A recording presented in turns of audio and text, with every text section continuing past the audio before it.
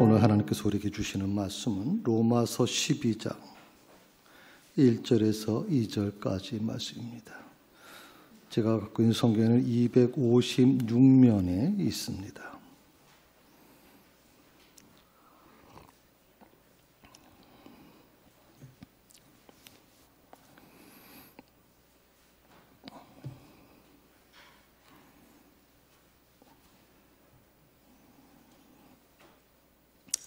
다 자셨으면 자리에 일어나셔서 하나님의 말씀을 들으시기 바랍니다. 그러므로 형제들아, 내가 하나님의 모든 자비하심으로 너희를 권하노니 너희 몸을 하나님이 기뻐하시는 거룩한 산 제물로 드리라. 이는 너희가 드릴 영적 예배니라. 너희는 이 세대를 본받지 말고 오직 마음을 새롭게 함으로 변화를 받아 하나님의 선하시고 기뻐하시고 온전한 뜻이 무엇인지 분별하도록 하라. 이것이 하나님의 말씀입니다. 아멘.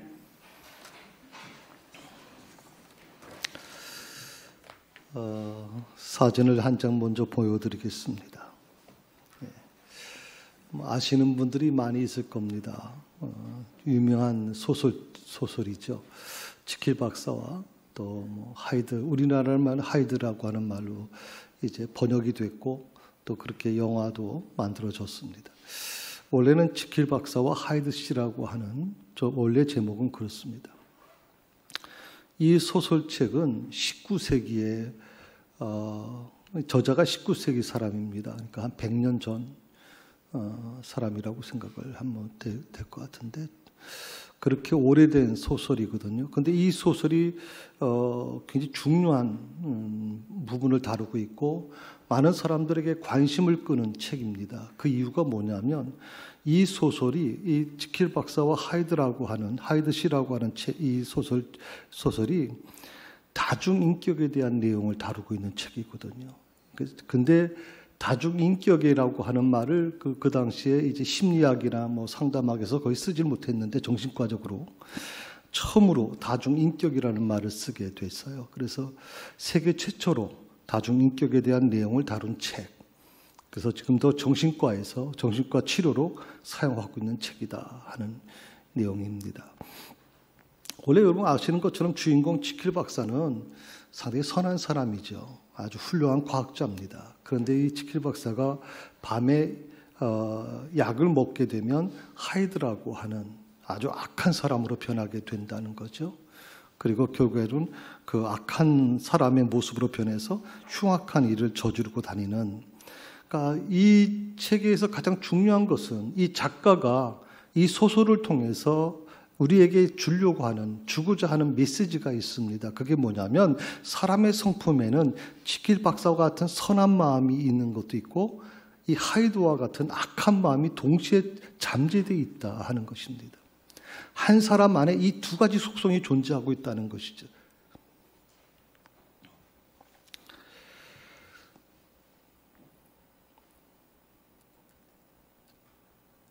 성경에도 보면 이 다중인격에 관련된 기록을 좀 찾아볼 수가 있어요. 무엇이 있을까요? 성경에서 다중인격.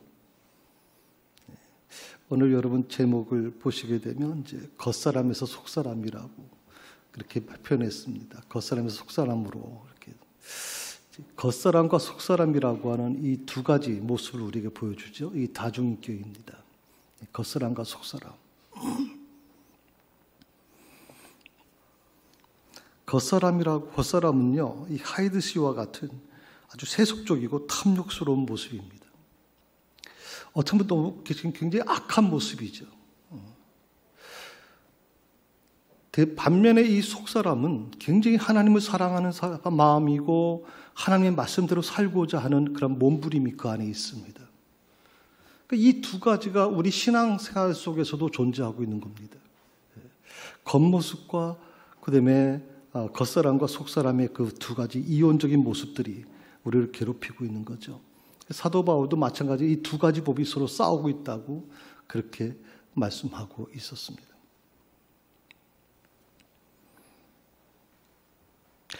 성경에 보게 되면 이 속사람이 겉사람을 뚫고 나오는 것을 이렇게 정의를 내리고 있어요.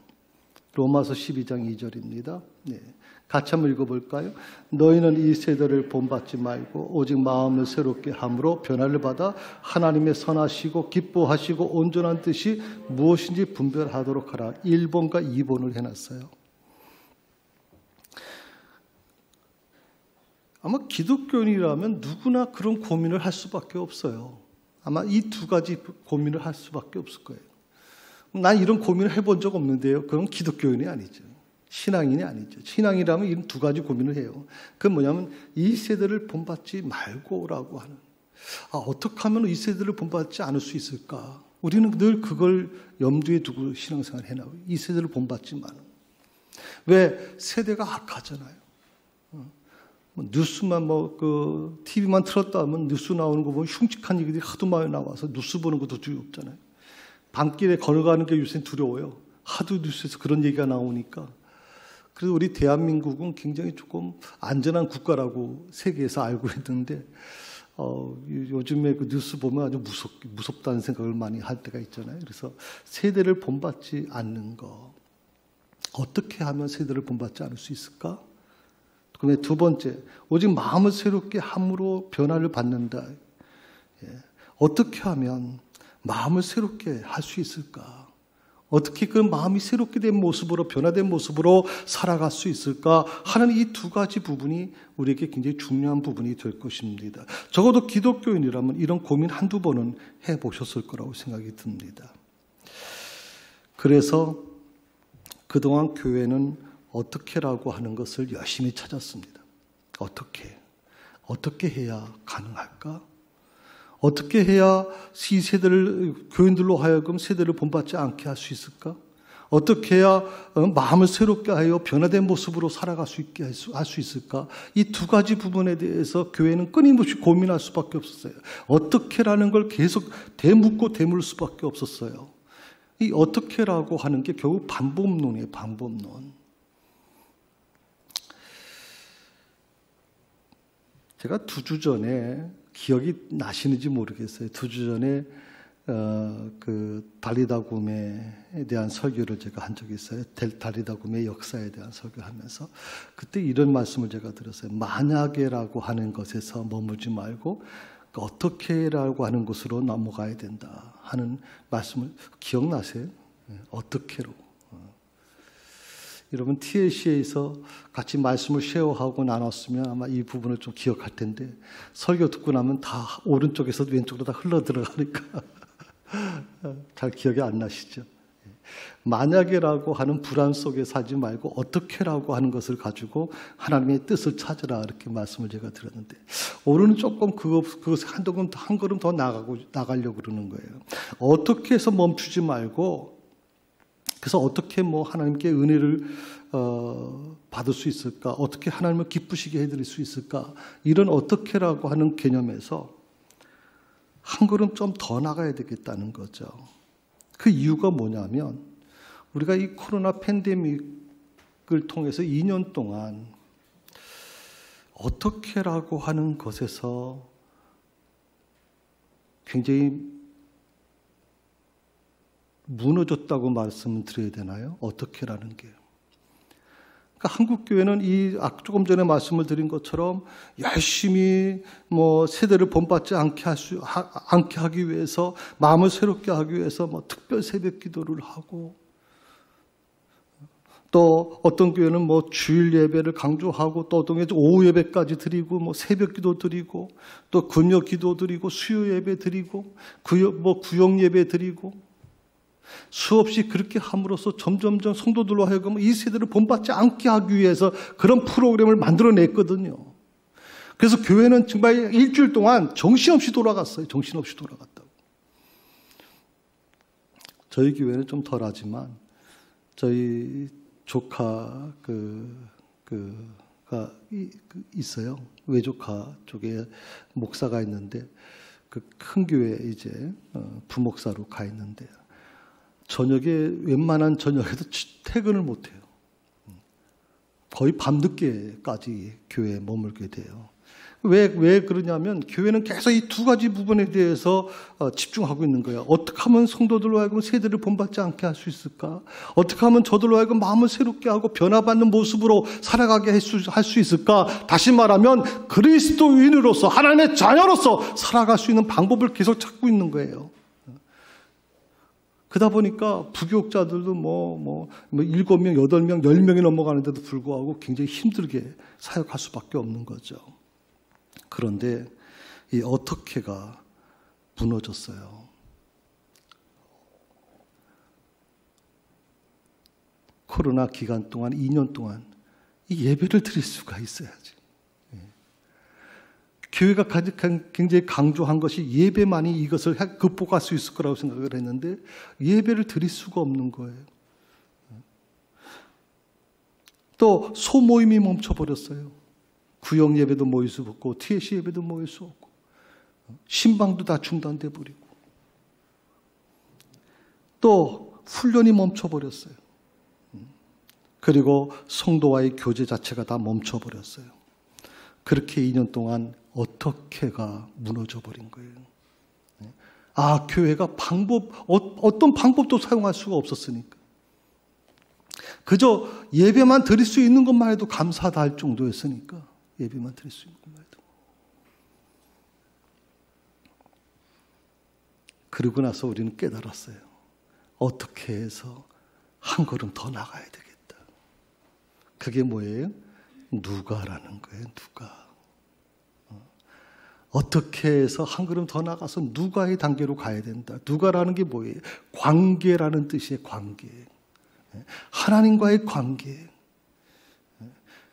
방법이 아니라 그 방법에서 한두 걸음 더 나가서 하나님과의 관계를 바로 설정해라. 성도와의 관계를 바로 설정해라. 그 단계로 가야 된다는 거예요. 우리가 2년 동안 이 코로나를 겪으면서 깨달은 게 뭐예요? 본질이라는 게 방법이 아니라 관계구나.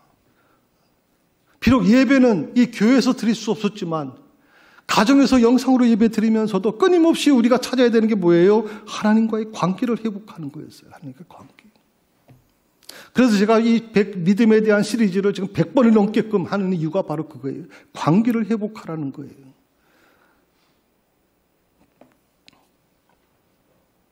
하나님과의 관계를 회복하고 성도와 성도 사이의 관계를 회복하고 그리고 교회가 어떤 시스템 중심으로 프로그램 중심으로 운영하는 것이 아니라 사람을 소중히 여기는 한 사람 한 사람을 살려내는 그런 곳으로 바뀌어져야 된다. 저는 이 코로나를 통해서 하나님께서 강력하게 한국 교회를 바꾸시는 것 같아요. 강력하게 바꾸세요. 그렇게 하지 않고서는 교회가 과연 이 종말 시대를 살아갈 수 있을까, 존재할 수 있을까 하는 우려를 갖게 돼요. 마음을 새롭게 하는 주체가 있습니다. 그 새롭게 하는 그 마음을 새롭게 하는 그 주체가 누구냐를 우리가 찾아야 돼요. 나에게 누구가 무엇인가? 나에게 누구가 무엇이냐? 그 누구가 하나님이냐? 아니면 나 자신이냐?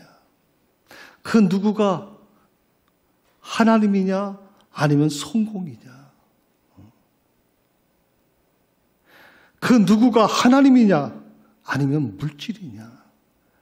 그 따라서 여러분의 삶은 완전히 바뀌어질 것입니다.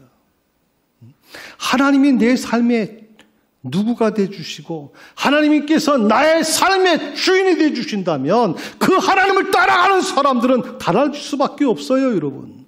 그런데 하나님 믿는 사람들 중에서도 성공을 하나님보다 더 중요시 여기는 사람들은 그 성공에 따라갈 수밖에 없고 물질에 따라갈 수밖에 없죠.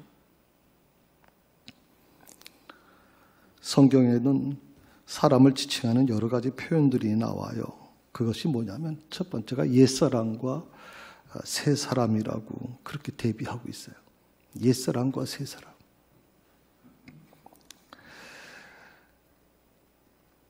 한번 우리 자신을 생각해 보면서 나는 옛사람의 모습이었나 아니면 새사람의 모습을 갖고 있는가 한번 생각해 보시면 되겠고요. 또 우리 제목처럼 겉사람과 속사람을 서로 대비하죠. 그리고 세 번째로 육적인 사람과 영적인 사람이 서로 대비됩니다. 그런데 이 성경에서 말하는 겉사람은요, 이건 정말 어려워요. 이 겉사람의 문제를 해결하기가 쉽지 않아요. 그 성경은 이렇게 얘기합니다. 겉사람을 해결하기 위해서는 십자가에 못 박아야 된다. 겉사람을 십자가에 못 박아야 된다. 다시 말씀하면 정욕을 십자가에 못 박지 않고서는 불가능하다. 왜냐하면 그 겉사람은요, 절대 고쳐지질 않아요, 여러분. 절대 해결하기가 쉽지 않단 말이죠. 그만큼 겉사람은 어려워요. 사도 바울도 이 싸움에서 수없이 지고 또 질 수밖에 없었다, 이렇게 고백해. 겉사람.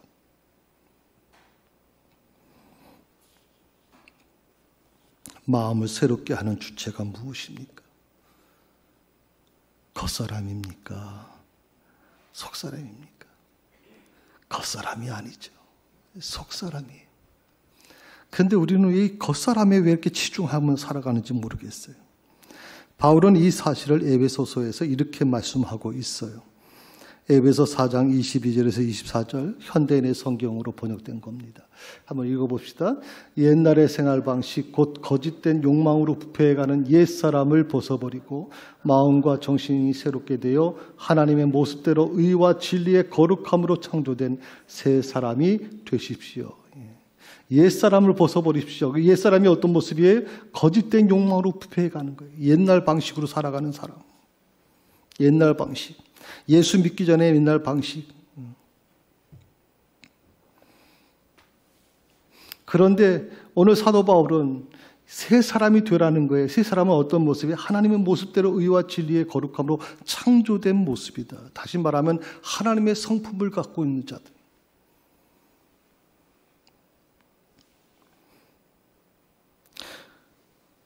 옛 사람을 벗어버리고 하고 그 다음에 새 사람이 되십시오. 그 중간에 요 23절에 이런 말씀이 나와요. 마음과 정신이 새롭게 되어라고 해요.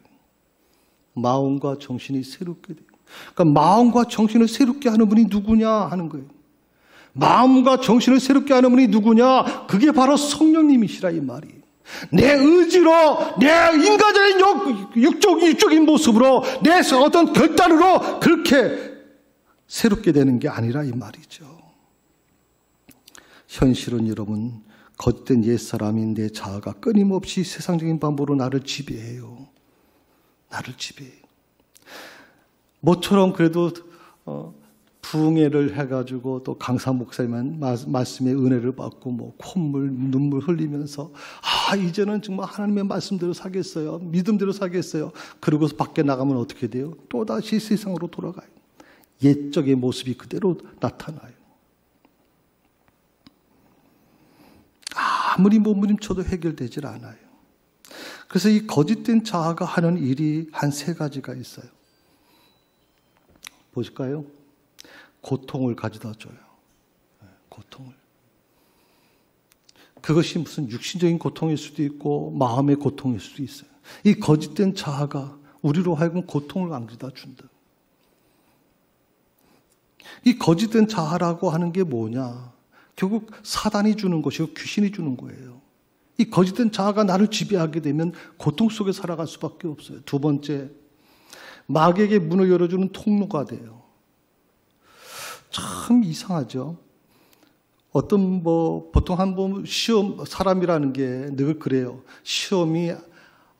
난 시험에 절대 걸리질 않아. 난 시험에 들지 않아요. 라고 얘기하는 사람이 있겠지만, 그런 사람은 거의 없을 거고요. 사람은 누구나 시험에 들 수 있어요. 그런데 어떤 분은요, 이상하게 시험이 반복되는 분이 있어요. 시험이 반복되는 분이 있어요.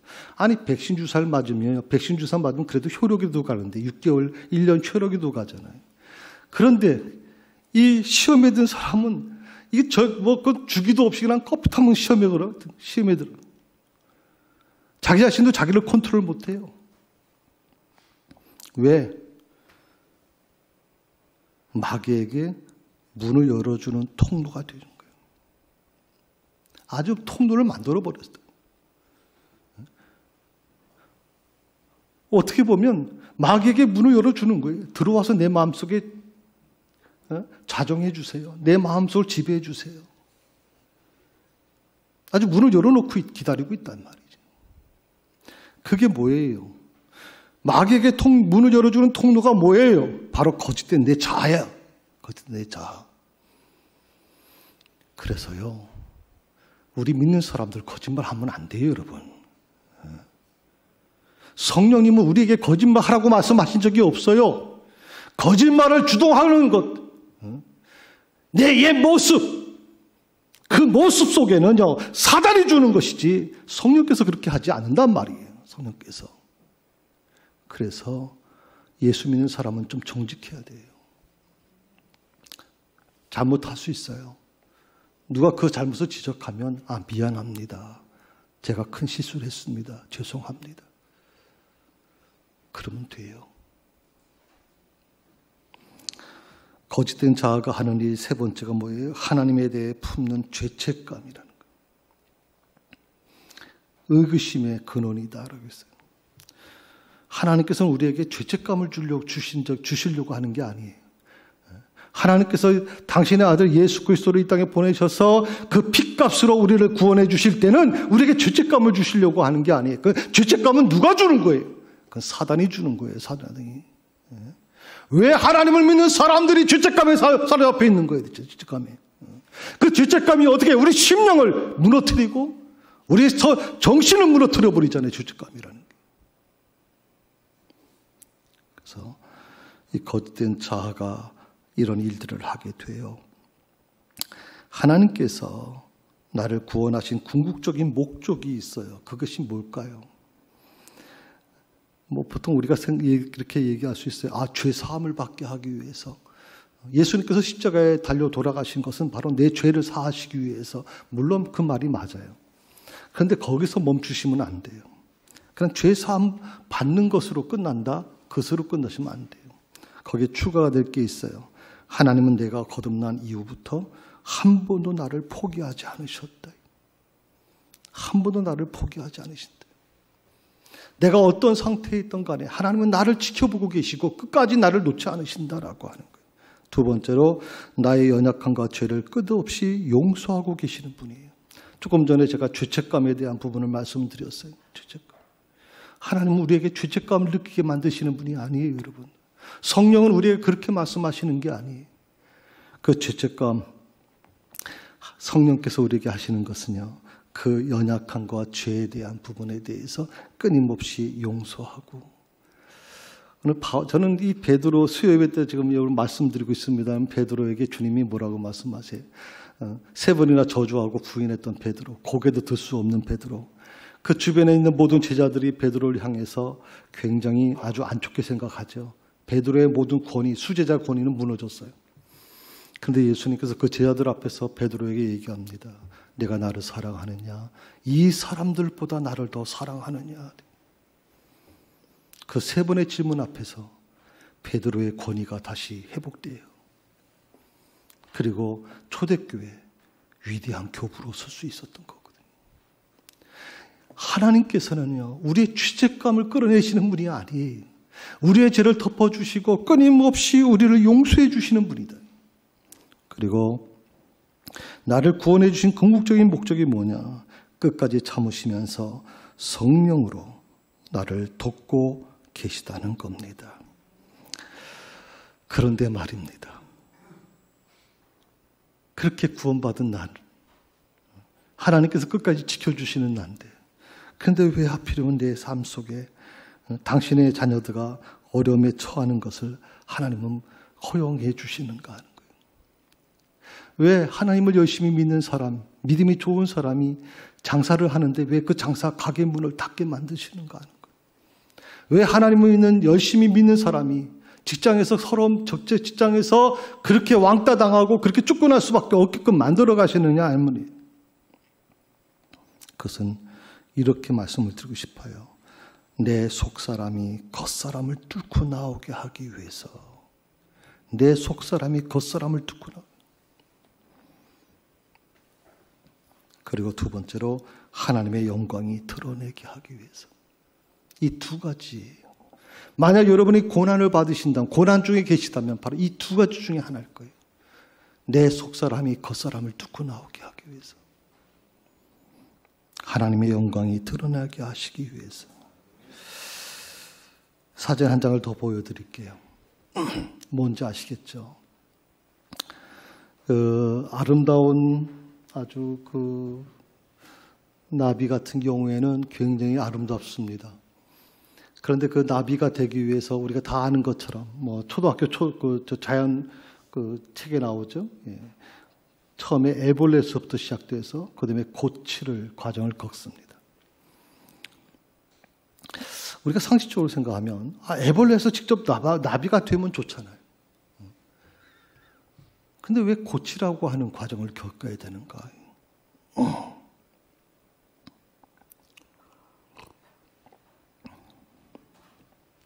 이 고치 과정이요, 굉장히 고통스러운 과정이에요. 이 고치 안에서 애벌레가 여러 차례 이제 바뀌어가지 않습니까? 두꺼운 이 고치를 뚫고 나오는 것이 정말 애초로울 정도예요. 그래서 이 고치를 뚫고 나오지 못하는 나비 애벌레도 있어요. 그런 고치 여러분 나무 혹시 보다 없이 보면 고치가 벗겨진 고치도 있지만, 뚫고 나온 고치도 있지만, 그대로 고치가 굳어져 버린 고치도 있어요. 그 안에서 죽은 거예요. 고치를 뜯어내지 못하면, 그걸 뚫고 나오지 못하면 그 안에 있는 이 나비의 나비의 그 모습을 갖고 있지만 교회는 거기에서 죽음을 당해요. 그리고 고치를 뚫고 나오는데 너무 힘들어하니까 그 고치를 조금 뚫어줘서 편하게 나오게 해준다. 어차피 밖에 나오는 건 같은 거니까. 그런데 실험을 해봤어요. 어떻게 됐을 것 같아요? 광명 형제? 네. 고치에서 쉽게 나왔는데 날질 못하는 거예요. 날질 못해요. 결국 날지 못한 상태로 그 나비는 죽게 됩니다.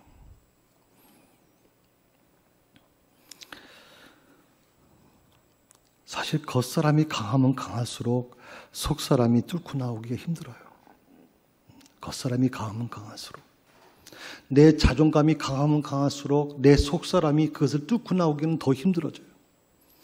또 겉사람에 대한 화려함을 추구하고 욕망을 추구하는 사람일수록, 그것이 강하면 강할수록 그것이 삶의 전부인 사람일 경우에는 그 속사람이 그걸 뚫고 나와서 그것을 회복시켜서 하나님의 마음으로, 하나님의 성품으로 바꿔가기는 정말 힘들다 이 말이에요.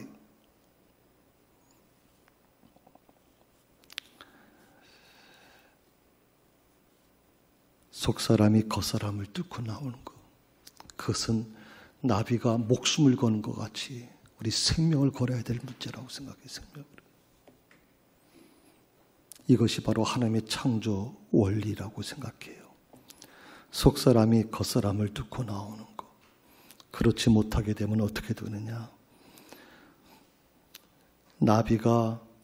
나비의 모습을 갖고 있으면서도 결국에는 날지 못해서 죽는 것처럼, 속사람이 겉사람을 뚫고 나오지 못하면 어떻게 되느냐?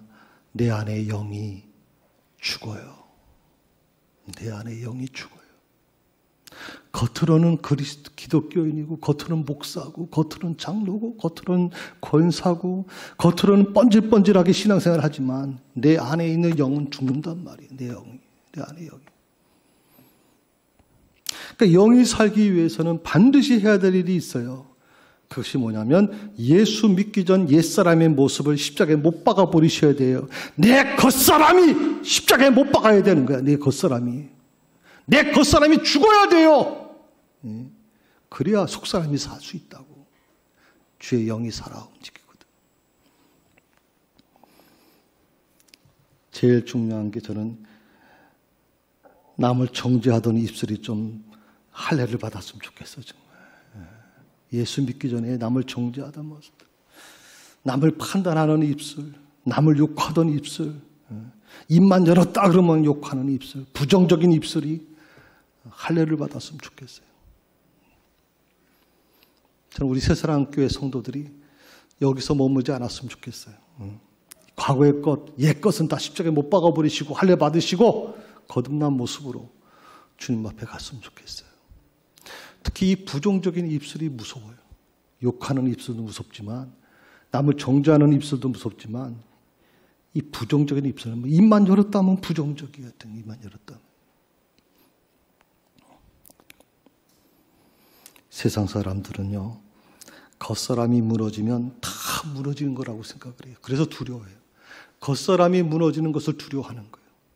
그 겉사람이라는 거 제가 말씀드렸잖아요. 욕망이고 그것이 어떤 집착이고 어떤 화려함에 대한 부분인데, 이 모든 것들이 무너져 버리면 이제는 끝났다, 무너졌다고 생각을 하는 거예요. 그럼 사람들은 보통 이 의지가 약한 사람들은 죽음으로 끝나고 자살로 끝나기도 하고 자포자기로 끝나기도 해요. 그런데 성도들은 어떨까요?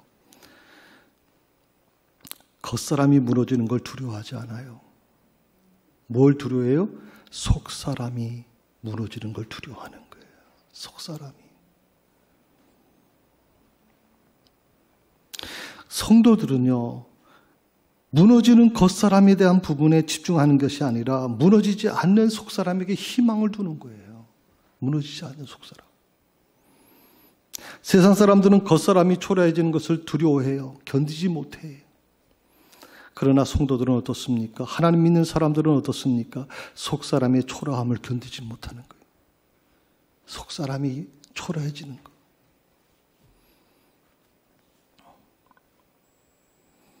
성도 여러분, 지금 내 모습은 어떻습니까? 겉사람의 모습에 치중하시나요? 아니면 속사람의 모습에 치중하고 계시나요? 저는 하나님의 자녀인 내가 이제부터 좀 이렇게 살아야 되지 않느냐 하는 것을 말씀을 드리고 싶어요. 세 가지를 말씀을 드리고 싶어요. 첫 번째는 이제부터는 좀 어두웠던 과거에서 좀 벗어나자는 거예요. 어두웠던 과거. 그리고 새로운 삶을 좀 살아가자. 왜? 나는 이제 하나님의 자녀이잖아요. 하늘의 권세를 갖고 있는 사람 아니에요. 주님께서 뭐라고 말씀하셨어요? 아버지께 뭐든지 구하라. 다 들어주시겠다. 그런 자격을 갖고 있는 사람들이 왜 그렇게 힘들게 사는가 그랬지.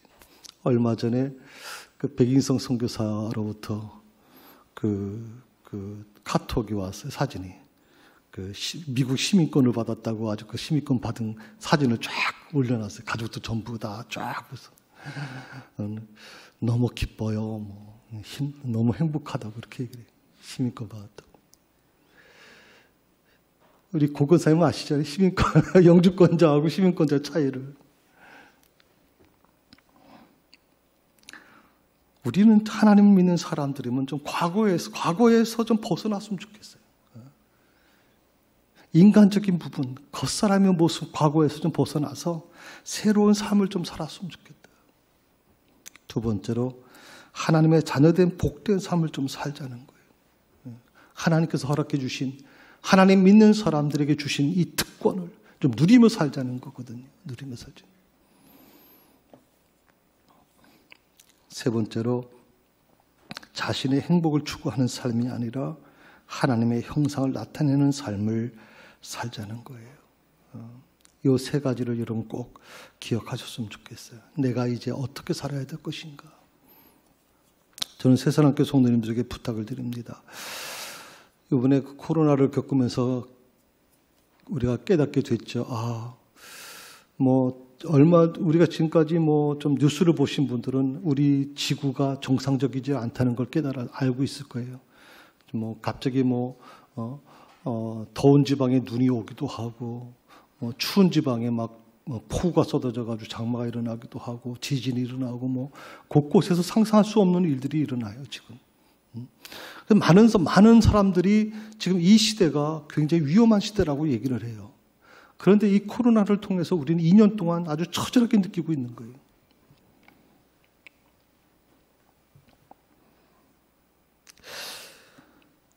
주님의 재림이 점점 가까워온 것은 아닌가.